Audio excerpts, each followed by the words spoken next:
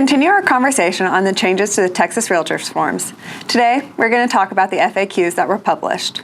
One big question that I'm getting from my team members is how are we going to know how to pay commission? Do we have to get a copy of the buyer rep agreement or the listing agreement? The FAQs discuss this, but the answer is we do not need a copy of those agreements. Those documents are actually confidential between the client and their broker. We will pay commission as we always have, through commission disbursement agreements sent to us by the broker prior to closing. While yes, we haven't always required a CDA before closing, it is going to be imperative that we get them now. No longer can we assume a standard commission that the seller pays, so we need your CDA or a copy of your written agreements, if you want to disclose those, with the clients prior to closing.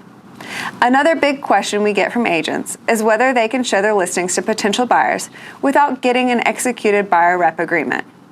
The answer to that is yes. Listing agents can show their listings to potential buyers, as long as it is clear that the agent does not represent the buyer.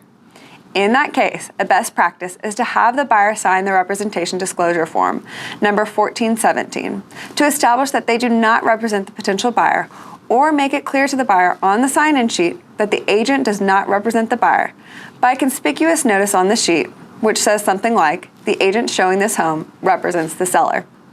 It would be best practice to have this representation notice in writing. As always, if you have questions, please do not hesitate to reach out. We want to be your resource for results. See you at the closing table.